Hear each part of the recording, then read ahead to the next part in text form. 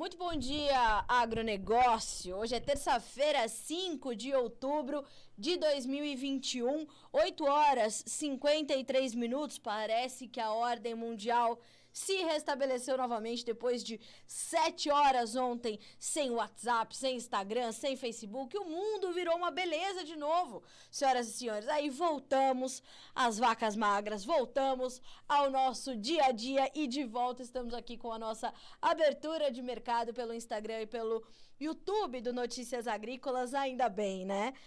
Que pra gente abrir o mercado, as coisas foram restabelecidas, estamos aqui firmes e fortes. O Notícias Agrícolas ontem também estava a pleno vapor, né? A plenos pulmões, te trazendo ali um montão de informação para que vocês sejam sempre os produtores rurais mais bem informados deste Brasil. Lembrando que a nossa abertura de mercado, ela tem o apoio da Cochupé, a maior cooperativa de café do mundo, senhoras e senhores, e ela vai te trazer, então, junto comigo, todas essas informações que são importantes para você começar o seu dia e tomar boas decisões, como eu sempre falo por aqui.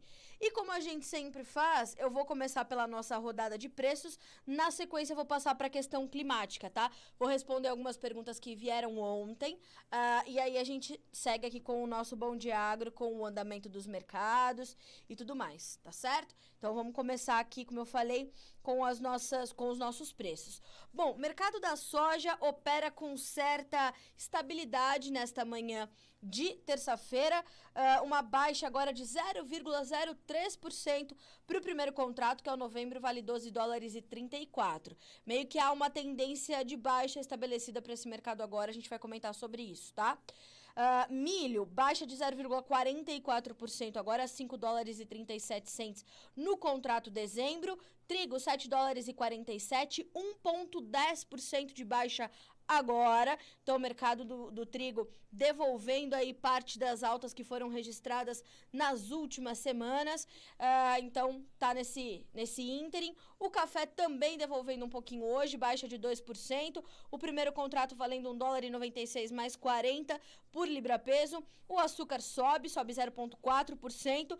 O algodão tem alta de 1,7% e o petróleo estende as suas altas, sobe mais de 1%, tanto no WTI quanto no Brent. Ontem o Brent subiu e fechou o dia nos $81 por barril. Hoje dá sequência aos seus ganhos, tem alta de 1,5% para valer $82,44. Por que essa alta do petróleo? Porque ontem, se lembram que eu falei no Bom Dia Agro sobre a reunião da OPEP? Pois ela aconteceu e a OPEP falou o seguinte: vamos manter o nível de produção.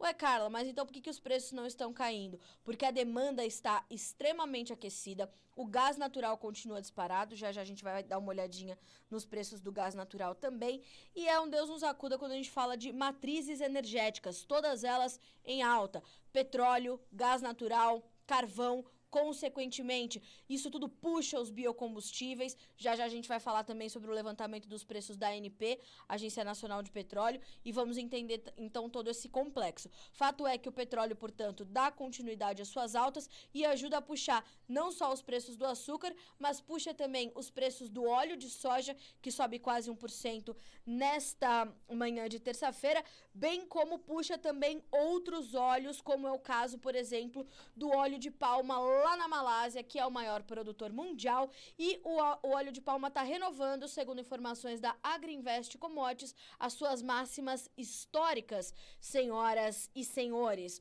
Olha só, eu até separei aqui uma questão dos óleos para dividir com vocês. Os óleos vegetais, de novo nas alturas. Óleo de palma renovando suas máximas históricas, acima de 4.700 ringgit por tonelada, a moeda lá da Malásia. O óleo de palma é puxado por alguns fatores. Petróleo na máxima de 7 anos, tá? Máximas de 7 anos para o petróleo, os preços voltando aos níveis pré-pandemia. Carvão e gás continuam subindo. Queda no esmagamento chinês, ciclone na Índia, estrago nas regiões produtoras de soja e demais oleaginosas, recorde de importação de óleos na China e também na Índia, quebra da safra de canola na Europa e no Canadá. Veja só também, abre aspas para a Greenvest. Como se pode ver, os óleos continuam apresentando fundamentos muito firmes. Agora, se você está no Brasil e é consumidor de farelo, como é que está o seu cenário? Atenção, provavelmente você está se perguntando se deveria travar os prêmios ou a CBOT nesse momento para o resto do ano. O ponto é que as esmagadoras no Brasil, Argentina e Estados Unidos vão tentar manter o nível de processamento elevado de olho na demanda, porque a demanda por óleos está alta, consequentemente a gente vai ter uma oferta teoricamente também maior de farelo. Mas como é que vai ficar o preço, né? Então, olha só, como resolver essa equação? Por enquanto, na CBOT, os fundos continuam apostando na alta do oil share e aqui na América do Sul essa equação vem sendo equilibrada através da alta nos prêmios do farelo. Então, atenção se você está neste mercado de derivados, porque agora é realmente uma equação que você vai ter que resolver para entender como fica essa situação. Fato é que óleos vegetais, de novo, nas alturas, óleo de palma é um dos destaques dessa manhã de terça-feira, renovação e máximas históricas, tá certo? Passamos ali pelos preços, já vou dar o nosso primeiro recado. Conversa com a gente, tá certo? A gente abre esse canal de comunicação, tanto aqui nos comentários do Instagram quanto no YouTube, para que você faça suas perguntas, tire as suas dúvidas, mande suas opiniões. Nosso objetivo é esse, canal de comunicação aberto e dinâmico, tá bom? E você tá aqui conosco, então, e Letícia Guimarães nos acompanha na redação do Notícias Agrícolas, colhendo essas informações e às vezes passa, né, por mim aqui algum comentário ou algo que eu não consiga responder no mesmo dia, a gente vai te trazer as respostas aí ao longo dos próximos dias, tá certo?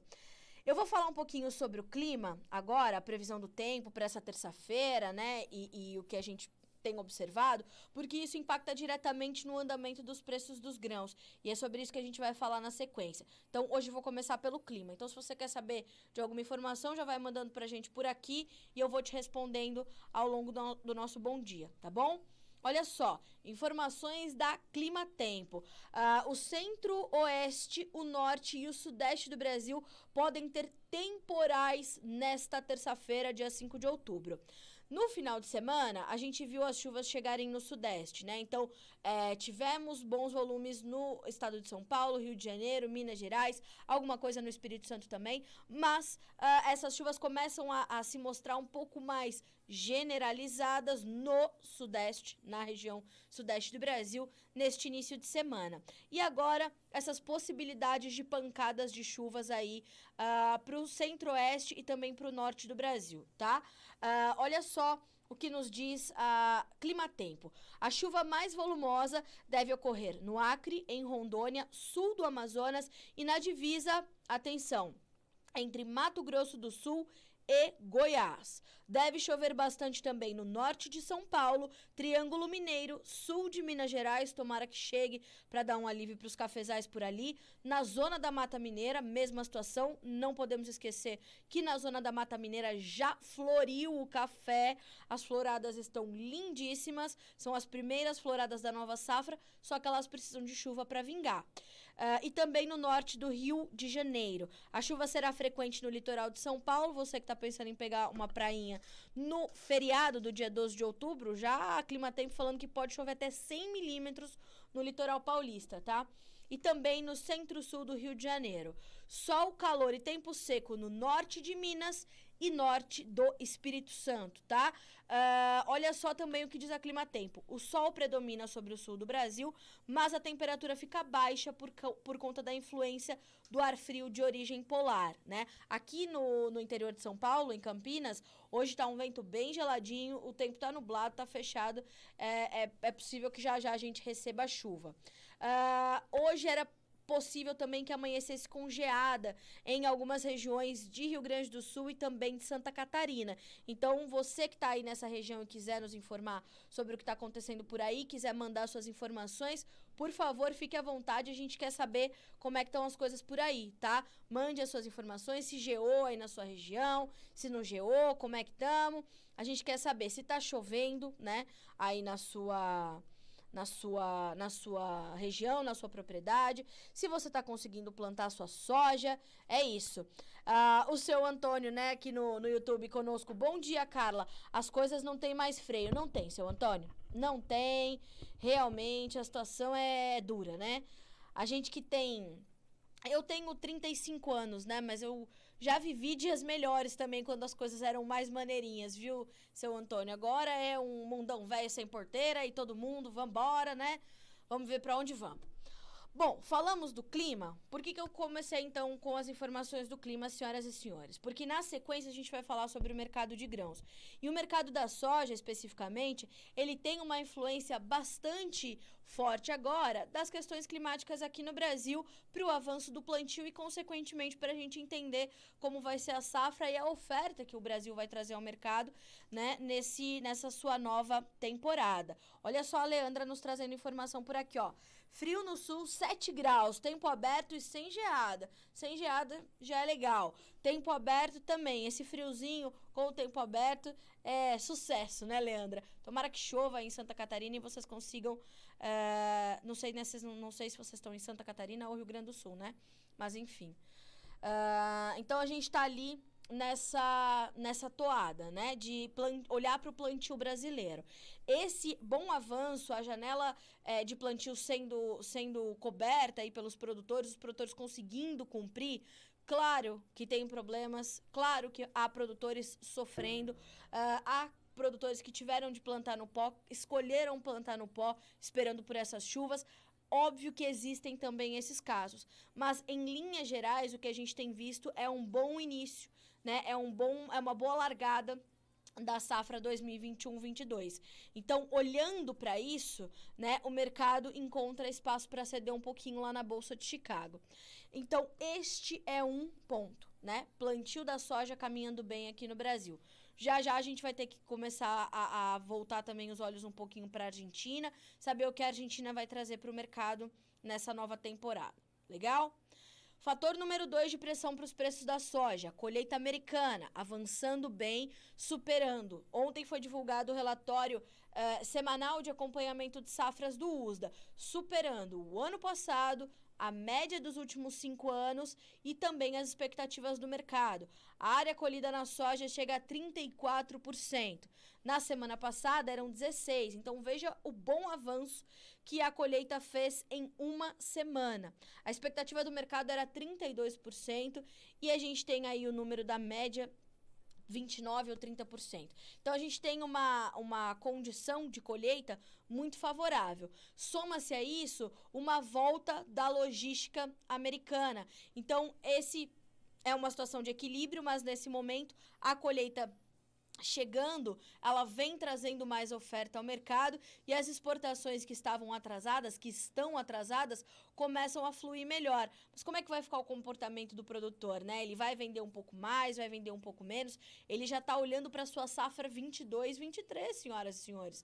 Então, a colheita pesa, o plantio pesa, olho na demanda. China está ausente essa semana, temos a semana dourada, temos aí até o dia 7, 8, a China fora das compras. Então, essa ausência da China nas compras no mercado norte-americano, outro fator de pressão. O dólar em alta no Brasil, mais um peso. Ontem a gente fechou o dia com o dólar valendo 5,45, uma alta de 1,4%, senhoras e senhores. Então, a tendência de baixa para os preços da soja na Bolsa de Chicago, ela está estabelecida. Palavras de Aaron Edwards, analista de mercado e consultor da Roach Egg Marketing lá nos Estados Unidos. Deu entrevista para nós ontem, aqui é o Alexander Horta. O que isso quer dizer? Isso quer dizer que, neste momento, além da gente ter os fundamentos alinhados de forma negativa, nós temos os fundos olhando para este cenário fundamental, desfazendo as suas posições na soja, saindo da soja. Se lembram que ontem eu falei sobre a perda de um patamar importante, né? Que foi os 12,77, foi a primeira perda no dia do relatório do USDA de estoques trimestrais, e na sequência os 12,50, que era outro patamar importante de suporte para os preços. Perdeu esse nível, foi para baixo disso, dá espaço para novas quedas, que é o que está acontecendo. Os fundos continuam fazendo as suas liquidações de posições, saindo deste mercado diante dessa tendência de baixa que está aí sinalizada. No entanto, é importante dizer que os fundamentos que hoje são negativos e pressionam as cotações da soja, eles não são completamente definidos. Como assim, Carla? A gente está colhendo a safra americana. Muita coisa ainda pode acontecer. Falta 66% da área para ser colhido. Ah, mas o que pode acontecer? Pode vir uma produtividade menor do que o esperado, pode dar uma chuva, tudo pode acontecer, né? Então, esse é um ponto. E outro ponto, se a gente tiver alguma dificuldade na safra americana, vai empurrar para a safra brasileira. Se a gente tiver problemas no plantio, né, como é que fica? Qual a expectativa para nossa safra? Então, toda a temporada brasileira ainda está por se desenvolver. Então, atenção e especulação. Do mesmo modo que se a gente tiver algum problema para cá, a gente empurra a necessidade de oferta maior da safra americana, mais robusta, mais presente. Então, a gente tem que entender que esses fundamentos agora, de fato, estão alinhados para pressionar as cotações da soja na Bolsa de Chicago, ou ao menos limitar qualquer capacidade de avanço, mas as coisas ainda podem acontecer, podem mudar. Então, a gente tem que ir equilibrando, né? E é importante que vocês entendam também que nem todos os dias o mercado tem, de fato, uma grande história por trás, né? Ontem perdeu 10 pontos. Por quê? Porque o mercado continua, ele dá continuidade a esse movimento de baixa sem notícias altistas, né? Então, não aconteceu uma nova situação. São só as notícias velhas conhecidas do mercado aparecendo e ganhando um pouco mais força, motivando essa liquidação por parte dos fundos especuladores, tá certo? Então, na soja, Bolsa de Chicago, este é o cenário.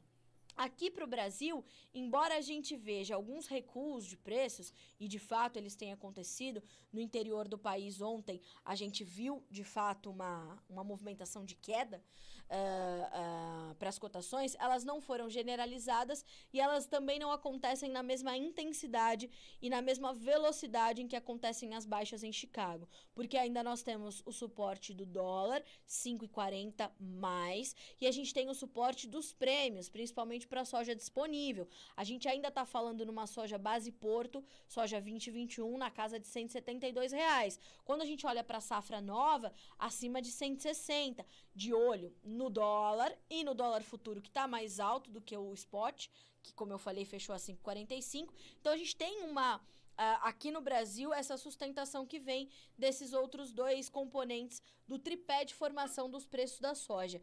Então, perceba, né? A gente tem que olhar para esse tripé, não dá para olhar só Chicago, olhar só o prêmio, olhar só o dólar. Então, é preciso acompanhar todos esses quadros, tá? Então, vamos continuar acompanhando. Então, para o mercado da soja, este é o cenário. Naturalmente, a gente tem menos negócios acontecendo agora, menos novos negócios. A demanda interna, o setor de rações, um pouco mais arrefecido nas compras agora, um pouco mais cauteloso, principalmente diante dos preços do milho, que seguem muito altos. E, inclusive, o Vlamir Brandalize fez um alerta. A gente pode ter, agora já comentando um pouquinho sobre o mercado de milho, a gente pode ter os compradores também ainda um pouco reticentes nesses próximos dias, então isso ajuda a também conter um pouquinho os preços do milho, apesar dos patamares elevados continuarem, e nas palavras do próprio Vlamir, é um momento de calmaria nesse mercado, pouquíssimas novidades, pouquíssimas alterações, olho vivo no milho importado que está chegando, que não se esqueça, 174% a mais de milho importado em setembro, se comparado a setembro de 2020, e bem menos milho exportado em setembro também deste ano, em comparação com o mesmo mês do ano passado. O que mantém os preços elevados, mas sem força para novas altas. As máximas do ano já foram registradas, né? Os fundamentos também já são conhecidos pelo mercado. Vamos olhar a B3. Falamos da soja em Chicago, né? O milho, a gente pode dar uma passadinha aqui, ó. O milho hoje cai, né, na Bolsa de Chicago. São perdas que variam de 3,75 a 4 pontos. O dezembro tem $5,37. O março, 5,45. O maio, $5,51. E o julho, também 5,51. Vamos olhar B3? Que aí sim o bicho pega aqui para nós. Alta. Mercado segue ali com preços acima dos R$90 por saca, então temos Novembro com R$ 90,42, alta de 0,11%. Janeiro, R$ 91,30, alta de 0,4%. Março, R$ 91,68, subindo também 0,4%. E o maio, R$ 87,77, uma alta de 0,3%. Dessa forma, eu consigo responder aqui o colega... Deixa eu me lembrar. Aqui, ó. MW Auto Center, preço do milho hoje. Pessoal da MW Auto Center, temos aí preços, então, da B3 em alta. Os preços aqui no Brasil seguem bastante elevados.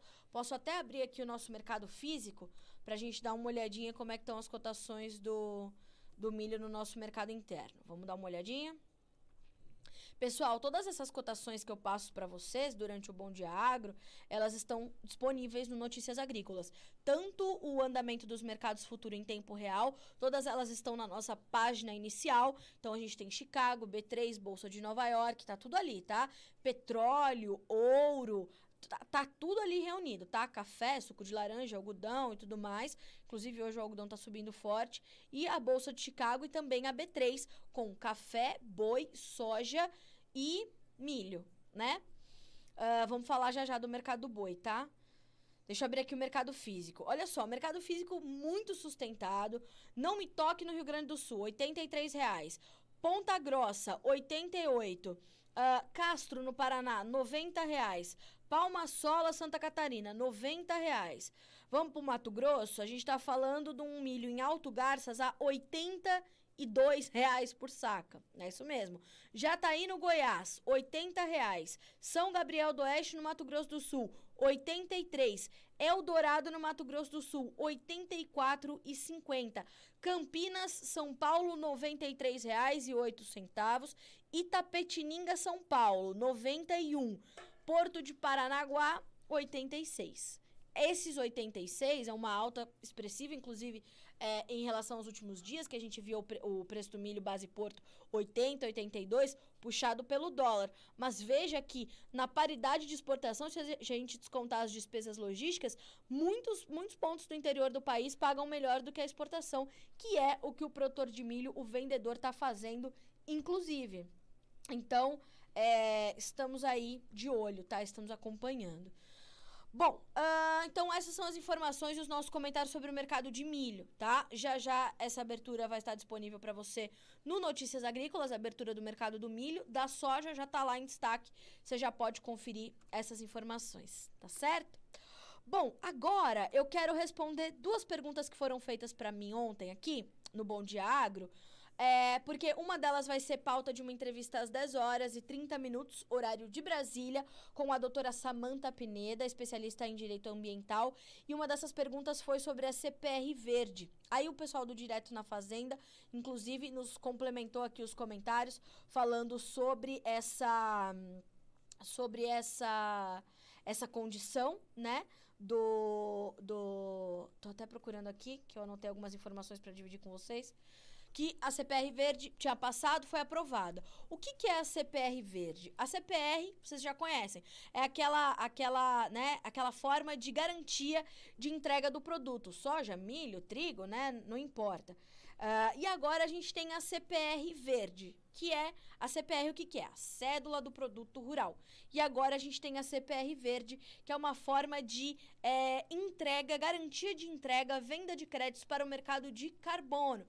Por que o mundo está fazendo, né? O mundo está aí comprometido a reduzir as emissões de carbono, certo? Então, a gente tem países líderes nessa redução, como nessa condução para redução, que são China e Estados Unidos. Até por conta disso, a China fala sobre aquela questão, se lembram dos fertilizantes? A gente vai reduzir a produção de fertilizantes e vai talvez suspender as exportações de fertilizantes, mesmo que parcialmente, para proteger o nosso mercado interno, porque está muito caro. Gerou toda aquela polêmica, todo aquele temor, e realmente eles estão parando algumas plantas de produção de fertilizante lá na China para diminuir essas emissões, porque tem compromissos e metas bastante altas para garantir a sua competitividade no mercado global, né, de produtos de todas as naturezas, e tem as Olimpíadas Olimpíadas de Inverno chegando já já e eles têm também uma meta alta aí quando o assunto é descarbonização. Só que, por mais que a gente faça, as empresas façam, a tecnologia ajude e haja uma melhora muito expressiva nas técnicas de produção quando a gente olha para o agro, é impossível zerar a emissão de carbono. Então, o que é feito? Você tem formas de compensar. Você pode garantir a sua área de conservação, aumentar a sua área de conservação, melhorar a sua conservação, e isso tudo já é destaque aqui no mercado brasileiro. O mercado brasileiro, inclusive, ele tem um saldo positivo no mercado de carbono. E ele, então, pode fazer o quê? Participar dessa compensação com essa venda de créditos de carbono. E é isso que a gente vai entender como vai funcionar na prática. Então, é mais uma vez o produtor brasileiro na vanguarda da preservação ambiental. Mais do que nunca, você tem que olhar para isso, entender como você pode participar desse mercado. E essa vai ser mais uma forma da gente garantir que a gente possa, então, mostrar, né, à produção mundial e principalmente aos nossos compradores nacionais e internacionais que a gente entrega um agro sustentável e cada vez mais sustentável, tá? Na COP26, que vai ser lá em Glasgow, a gente vai ver como essa medida também vai ser absorvida e como as coisas vão funcionar na prática. Então, a doutora Samantha Pineda chama atenção para esse ponto, e essa garantia dos créditos, portanto, ela vai mudar o cenário, a dinâmica, e certamente isso vai trazer grandes e positivos impactos para a preservação ambiental global. E, obviamente, isso vai entrar nas discussões das mudanças climáticas e tudo mais. Inclusive, nessa terça-feira, saiu o resultado do Nobel de Física e o vencedor, né, os vencedores foram profissionais que estão ali olhando para as mudanças climáticas, e a gente precisa começar a mostrar que o agro não é o vilão nessa toada, né? E essa questão da CPR verde vai ser um ponto importantíssimo pra gente avançar com isso, tá certo? 10h30, vou deixar aqui nos comentários, tá, pessoal? 10h30 ao vivo, doutora Samantha Pineda sobre CPR verde. Vocês pediram, tá aqui, ó, tá? Mais explicações e essa pauta com a doutora Samantha, então... www.noticiasagricolas.com.br. Você que está nos acompanhando pelo YouTube, na sequência do Bom Dia Agronegócio, a nossa programação continua pelo YouTube também, e você pode acompanhar essa e mais entrevistas por lá no Notícias Agrícolas Oficial. O ao vivo está sempre ali acontecendo também, tá bom? Bom, então respondemos a CPR verde, que foi uma demanda de ontem, acho que foi do Rafael Lima, se eu não me engano. Bom, outra pergunta que me foi feita. Carla, estamos plantando sem adubo no Mato Grosso. Dá alguma notícia sobre os fertilizantes? Pessoal, as notícias sobre os fertilizantes são realmente bastante preocupantes, tá? A gente tem uma restrição de oferta de matérias-primas de todas as naturezas, nitrogenados, fosfatados, cloreto de potássio, porque a gente tem aí como o mercado costuma chamar, uma tempestade perfeita quando o assunto é fertilizante. Então, faltam todas essas matérias-primas por conta de uma redução da produção na China, problemas que nós tivemos climáticos que danificaram algumas fontes de matéria-prima, aí não só para fertilizantes, mas para defensivos também, como é o caso do fósforo amarelo para a produção de glifosato. E a gente tem problemas geopolíticos que também nos limitam quando o assunto é produção de fertilizante. Aí a gente olha principalmente para o cloreto de potássio, que está com os preços fora de órbita, né? Os preços estão completamente desmedidos do cloreto de potássio, porque a gente ainda tem problemas entre Bielorrússia e União Europeia, e é da Bielorrússia que vem 20% da oferta mundial de cloreto de potássio. Então, é muito complicado darmos essas informações, mas fato é que os preços continuam subindo. Os preços da ureia já renovaram suas máximas em relação a 2008, que foi quando os preços da ureia atingiram os seus maiores valores. O preço da ureia está muito ligado à questão do mercado de petróleo, uma vez que a ureia é um derivado do petróleo e os preços do petróleo estão nas suas máximas em 7 anos, a ureia vai acompanhar essa tendência. Então, a gente tem um acumulado de informações que nos sinaliza preços altos e restrição de oferta. Atenção, porque essa restrição de oferta, ela não se dá só para a safra 2021-22, ela se estende para safras 22-23. Não é só soja, não é só milho. É soja, milho, trigo, café, cana-de-açúcar, laranja, outras frutas e tudo mais. As culturas perenes estão sofrendo mais ainda do que as demais, né? Como soja, milho, algodão. Então, a gente tem um momento muito agressivo desse choque de oferta nos insumos. É um cenário que se agrava e é um cenário generalizado, sem precedentes. De peças de trator ao glifosato, passando pelos fertilizantes, a gente tem falta de oferta, tá? A gente tem essas disrupções nas cadeias de abastecimento. É uma situação muito grave. Ontem entrevistei Carlos Cogo, um dos mais experientes analistas desse país e consultores de empresas de vários setores. Então, o Carlos Cogo fala para as empresas de máquinas, o Carlos Cogo fala para as empresas de agroquímicos, para as empresas de sementes, para grupos de produtores rurais. Então, ele consegue trazer esse cenário muito completo. Eu deixei, neste perfil aqui, no qual eu converso com vocês, deixa eu dar uma olhadinha aqui, vou colocar aqui para vocês. @jornalista da soja, tá? Neste perfil tem o link para a entrevista do Carlos Cogo. Tem, inclusive, uma sinalização da entrevista lá no feed, tá certo? E aí vocês podem conferir essa íntegra. Sigam esse perfil, @jornalista da soja, que todas essas informações que eu dou aqui no Bom Dia Agro, depois eu trago os desdobramentos delas lá no Instagram. Então, é bom que você vai ali acompanhar esses desdobramentos e são realmente desdobramentos importantes porque eles estão já comprometendo o seu planejamento para a próxima safra. Eu vou repetir, a gente está falando de peças de trator ao glifosato, passando por agroquímicos de outras naturezas, fertilizantes, sementes e tudo mais, tá? A energia é um problema, a crise hídrica é um problema, a falta de containers é um problema, a logística caríssima é um problema. A gente tem alta nos fretes marítimos de 200% a 500%, tá? A gente tem uma demanda voltando muito mais rapidamente do que se esperava. Então, é um momento extremamente delicado e você precisa estar preparado. Joia? Essa é uma informação importante. Vamos lá. O Eduardo Vioto me pergunta aqui uma situação e a gente já pode puxar isso, então, para os nossos comentários de café. O que você pensa sobre os preços de café e também sobre esse choque de ofertas que pode atingir o mercado? Pode e já está atingindo o café também, tá, Edu? Por quê? Porque essa questão logística é um ponto pesado para o café. A gente já deixou de exportar milhões de sacas de café nos últimos meses por conta dessa falta de containers, tá? Então, esse já é um problema complicado. Então, esse choque de oferta nos insumos e logístico é um problema para o café também. Fato começa com a questão logística e a falta de containers, tá? A questão dos agroquímicos, dos fertilizantes e defensivos para o café, que é uma cultura que precisa o ano todo passar por tratos culturais, precisa ser, muito, muito cuidada, e o produtor está o ano inteiro buscando esses produtos no mercado, ele vai encontrar essas lacunas.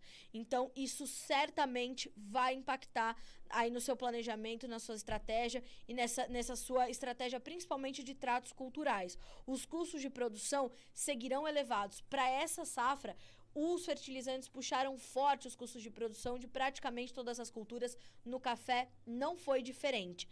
E isso deve continuar acontecendo aí nas próximas safras, tá? E a gente já sabe que a próxima safra de café tem problemas por conta das questões climáticas sofridas neste ano. Então, os preços do café estão ainda em patamares bastante elevados. A gente tem uma demanda bastante presente. Recentemente mostrou, né, um cenário mostrou, um estudo mostrou, que de fato o consumo doméstico aumentou durante a pandemia, o que ajudou a manter os preços elevados, apesar dos isolamentos sociais, né, nos picos mais agressivos da pandemia e tudo mais. Então, a gente tem um quadro fundamental para o café que é positivo. Então, assim, dizer onde os preços vão chegar, não tenho essa competência, né? Mas tenho certeza que a gente tem espaço para essa manutenção de preços elevados. A gente está falando de preços muito altos para o café aqui no Brasil. Soma-se a isso a questão cambial, né? O dólar acima de 5,40 é um belo dólar para quem exporta. Então, atenção a essas oportunidades que o mercado oferece, que elas precisam ser entendidas e aplicadas para a sua realidade. Então, atenção, porque o choque de oferta de insumos já chega ao café, o choque logístico também, e os custos de produção deverão ser mais elevados. Vamos abrir aqui a Bolsa de Nova York, dar uma olhadinha nas cotações do café. Vou abrir aqui, peraí. Vamos dar uma olhadinha. Os preços hoje estão caindo, né? E agora caem mais de 2%, tá? O contrato dezembro, $1,95 mais 45 por libra peso, 2,5% de queda. O março, $1,98 mais 30, 2,4% de baixa. O maio, $1,99 mais 45, quase $2 por libra peso, 2,42% de baixa. E o julho, $1,99 mais 95 por libra, nós temos uma perda aí de 2,4%. O dólar index hoje, vamos dar uma olhadinha no dólar index, subindo 0,15%. O dólar aqui no Brasil, vamos ver como é que abriu, porque esse é um outro fator de pressão para as cotações lá na Bolsa de Nova York. Abriu corrigindo 0,04% de queda, estável, mas ainda R$ 5,44. Segundo informações já levantadas pela Virgínia, nós temos aí um mercado que segue ajustes e também está olhando para as chuvas que começam a voltar para o Brasil.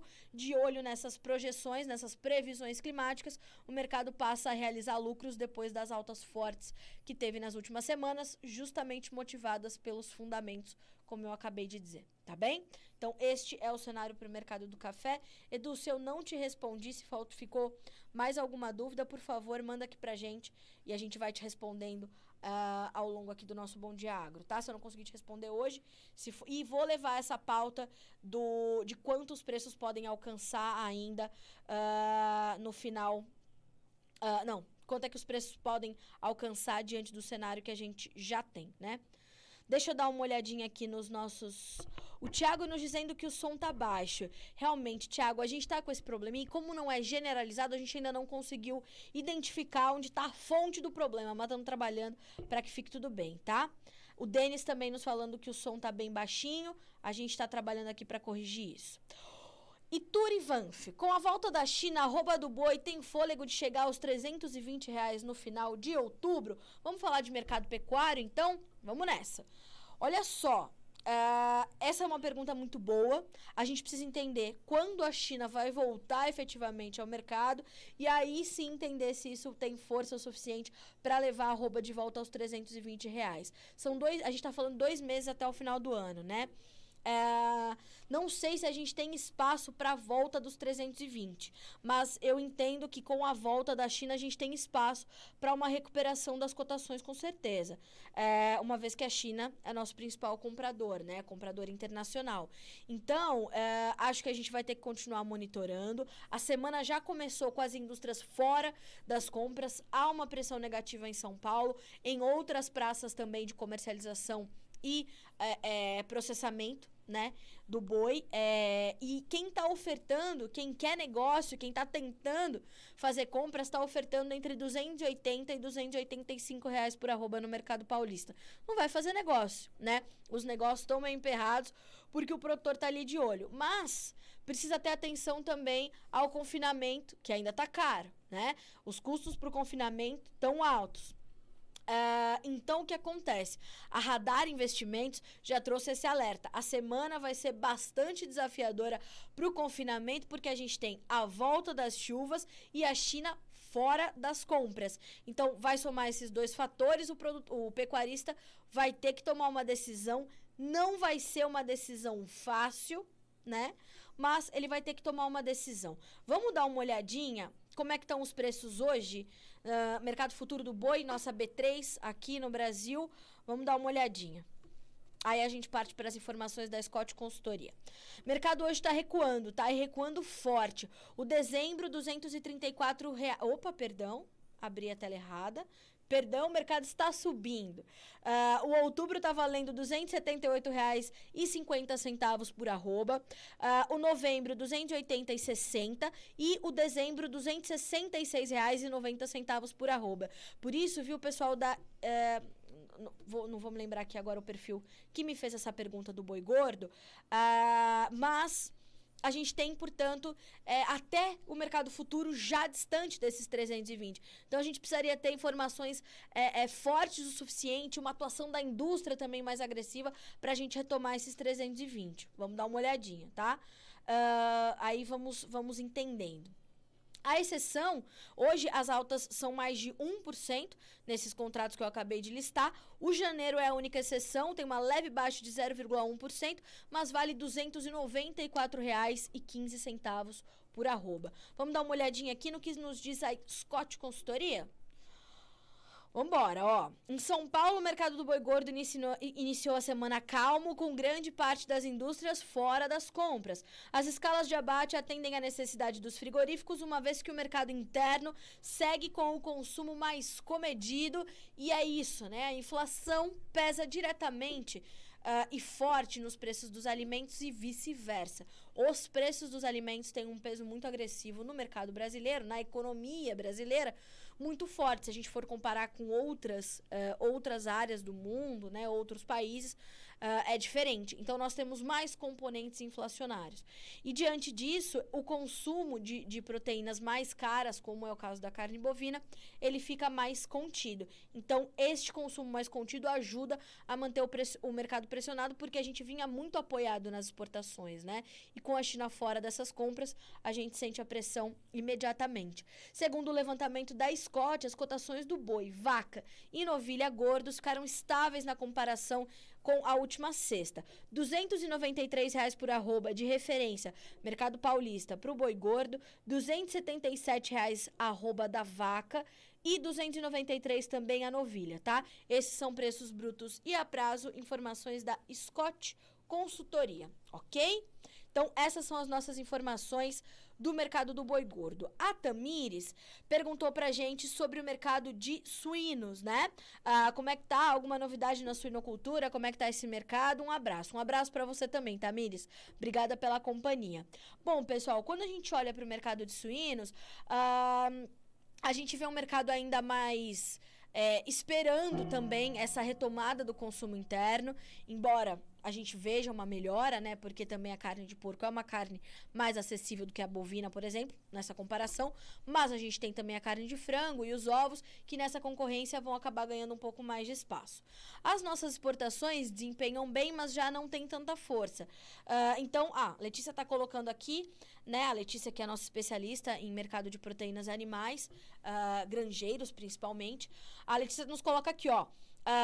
Temos aí um mercado andando de lado, sem a força tradicional que ganha nesse último trimestre. Já a gente vai ter uma recuperação, talvez pelas festas de final de ano, quando o consumo de carne, inclusive carne suína, aumenta bastante no Brasil.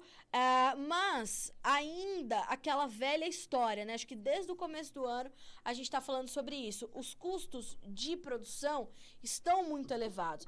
Mas os preços do milho cederam um pouquinho, os preços da soja cederam um pouquinho, mas a gente está falando de preços de milho na casa de R$90, a soja acima de 150, 160 no interior do país. Então, veja você que é granjeiro, que é produtor, ou é suinocultor ou é avicultor, seja de postura ou de corte, senhoras e senhores, é guerreiro, né? Você que está aí neste momento. Agora, não podemos esquecer, tá, pessoal? Eu sempre tento reforçar isso aqui e não é para olhar para um lado ou para olhar para outro. Ao passo em que você participa de uma economia de livre mercado, é determinante que você tenha estratégia e planejamento, né? Já fizemos esse debate aqui outras vezes, no Notícias Agrícolas, mediado pela Letícia, entre compradores e vendedores de grãos. É preciso haver estratégia, é preciso haver planejamento, né? A gente já teve a saca de milho a R$8, que era um momento extremamente importante e bom para o avicultor. Assim como tivemos já e estamos tendo milho a R$90 e os preços do frango e do suíno não acompanhando. É um cenário bem fora da caixa, né?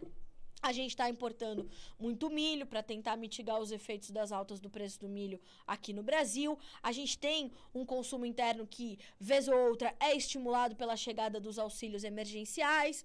Então, tudo isso vai equilibrando o mercado. Mas ainda estamos num momento de desequilíbrio, né? A gente precisa equilibrar os estoques de grãos, a gente precisa trazer novamente poder de compra à população brasileira, que aí vai olhar mais para leite e derivados do leite, né? A demanda por leite ela é meio que constante, dado o alto valor nutricional deste alimento, aliado a um preço mais acessível. Quando as pessoas vão fazer doações de alimentos às populações mais vulneráveis, elas entendem que leite é, por exemplo, um alimento importante para a mesa do brasileiro. Então, doam ou leite longa-vida ou leite em pó. Isso o leite é um porto seguro ali, né? Tem gente que tem famílias onde uma das alimentações, uma das refeições é um copo de leite. Então, o leite tem essa situação. O ovo tem essa situação. A carne de frango vem na sequência. Só que quando você está num cenário de inflação como esse e a renda muito corroída, e isso se dá no mundo todo, tá, pessoal? É importante a gente frisar isso também. A gente está falando de um consumo menor de derivados de leite, queijos, leite condensado, creme de leite, doce de leite, laticínios de uma forma geral. A gente está falando de um consumo menor de embutidos, o que agrega também ali nos granjeiros. A gente está falando de um consumo menor de iogurtes, né, de bebidas lácteas. Então, tudo isso está meio caminhando junto, tá, Tamires? Então, obrigada pela tua pergunta, que às vezes a gente não consegue, né, fazer sobre falar um pouco mais aqui sobre os granjeiros, mas é um mercado importantíssimo, inclusive para a economia brasileira, porque a avicultura e suinocultura nas suas indústrias, elas geram mais de 400 mil empregos, tá certo? Para quem acha que o agronegócio tá acabando com o Brasil. Vamos lá, aqui, mais uma informação da Letícia. O Losivânio de Lorenzi, uma das principais lideranças da suinocultura brasileira, pontuou ontem em entrevista que mesmo com o preço atual dos suínos, mesmo que o preço atual do suíno agora dobre e siga assim até dezembro, ainda não cobre os custos e os prejuízos acumulados na atividade desde janeiro de 2021. A Letícia fez vários conteúdos aqui no NA, pessoal, sobre quanto o suinocultor perdia por animal abatido, enquanto estava o prejuízo em diversos estados. A Letícia fez esse levantamento né, muito competente, o trabalho da Letícia é brilhante. Então, ali você pode entender também como é que tá essa situação. Tamires, não deixe de acompanhar, esse caminho que eu vou te dar aqui, tá? No noticiasagricolas.com.br. Deixa eu colocar aqui para você. Aí vai seguir o seguinte, menu notícias, granjeiros. Ali, Tamires, todo dia tem fechamento de mercado de frango e suíno. E também vai seguir esse caminho aqui, lá no notícias, tá? Menu vídeos, granjeiros.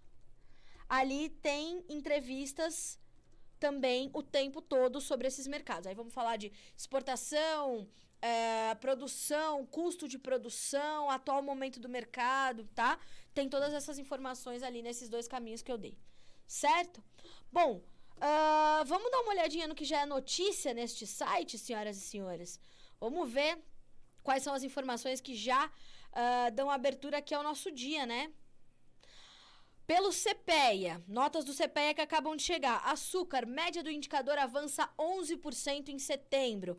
Jonathan Simeão, também nosso especialista em setor sucroenergético, vem trazendo essas informações quase que diariamente. Os fundamentos do açúcar são muito, muito positivos, altistas para o preço. A gente tem, portanto, essa alta de 11% do indicador CPEA aqui no nosso mercado interno. Etanol, preços se estabilizam no spot paulista.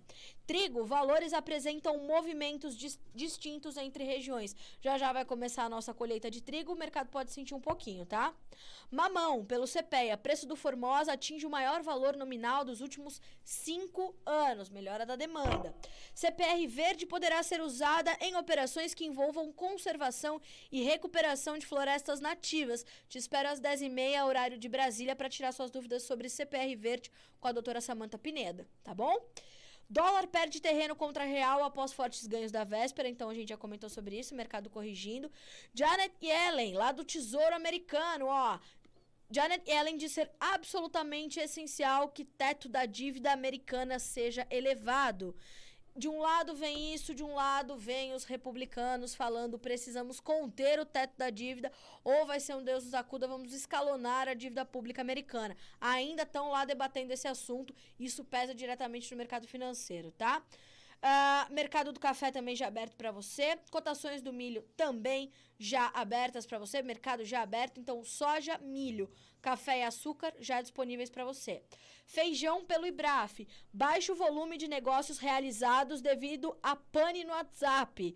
Veja só, o mercado agro hoje está tão dinâmico e tecnológico, né, que os compradores e vendedores trabalham ali pelos fechamentos de compras e vendas pelo WhatsApp. O volume ontem foi menor por conta daquelas 7 horas que ficamos sem as redes sociais do senhor Mark Zuckerberg. Os memes são maravilhosos, né? O que eu mais gostei foi ele dizendo assim, tropecei nos fios, derrubei tudo. China corre risco de crescimento lento, sem mais concorrência no mercado, aponta estudo dos Estados Unidos. É importante, hein? ANP, trabalho também de Jonathan Simeão. Gasolina é mais competitiva que etanol em todos os estados e Distrito Federal. Petroleiras cortejam startups de energia limpa nos Estados Unidos para a transição verde.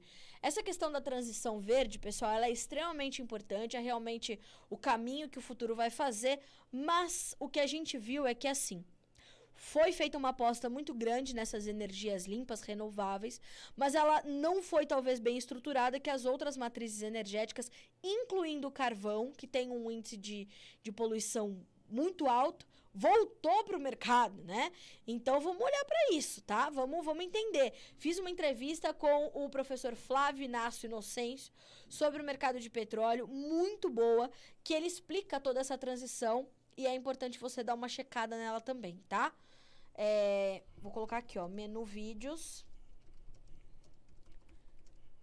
Flávio, vai procurar esse nome, tá? Ó, Flávio Inácio Inocêncio, professor de Direito do Petróleo e Gás na Universidade de Lisboa, em Portugal, tá? Um grande estudioso desse setor de matrizes energéticas, tá?